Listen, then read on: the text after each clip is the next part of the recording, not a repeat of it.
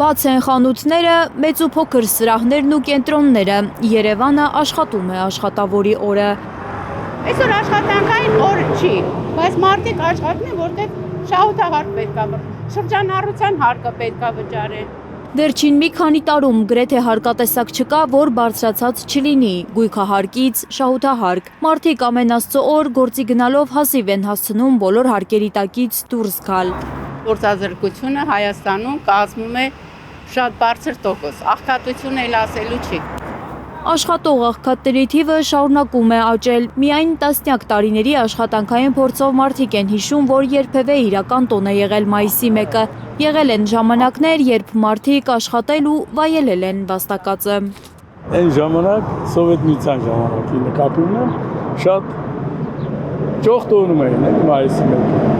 Բոլորը գնում էին անտառ, խորոված էին անում, քեֆ էին անում, այս ձևել է։ Երանի ժամանակների, այն ժամանակների,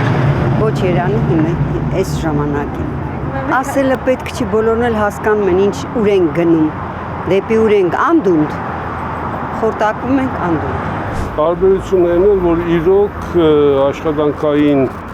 աշխատող մարդկանց տոներ շքերթ էին գնում, մի խոսքով շատ լավ ուրախ սրտով անհոգ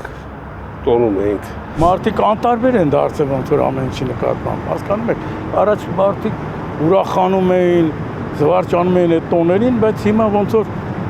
երկրորդ պլան է նետվել ամեն ինչը։ Օրվա շնորհավորական ուղերձում վարչապետ Փաշինյանը մաղթել է ժողովրդին, որ աշխատանքը լինի արդյունք ստեղծելու եւ այդ արդյունքը վայելելու միջոց։ Ըստ նրա, մենք վատ ենք ապրում մեր չիմացածի չափով եւ լավ ենք ապրում մեր իմացածի չափով։ Ինչ կապ ունի իմացածն ու չիմացածը, զայրանում են երևանցիները։ 2018 թվականի նախատության մակարդակը 23,5% էր, հրապարակված վերջին տվյալով 2023-ին արդեն 23,7%։ Սա այն դեպքում, որ 2018 թվականի մայիսի 1-ի իր ուղերձում Փաշինյանը խոստանում էր. Հայաստանը պետք է ջնջի իր երեսին տաճված ամենաամոթալի խարանը՝ շուրջ 30%-անոց աղքատությունը։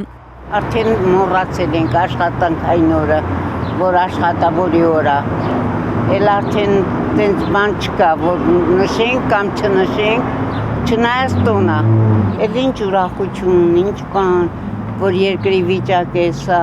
Կեսաթոշակի նվազագույն չափը 36,000 դրամ է, դա 14%-ով պակաս է Պարենային Զամբյուղի արժեքից։ Որ լավ թոշակ տան, տաքսի չեք այս տարիքին։ Մարդիկ, եթե տարիքը մի քիչ բարձր է լինում, չեն կարողանում աշխատանք վճարեն։ Լինեն գործարաններ, որպեսզի մարդիկ կարողանան աշխատեն եւ հոգան իրենց կարիքները։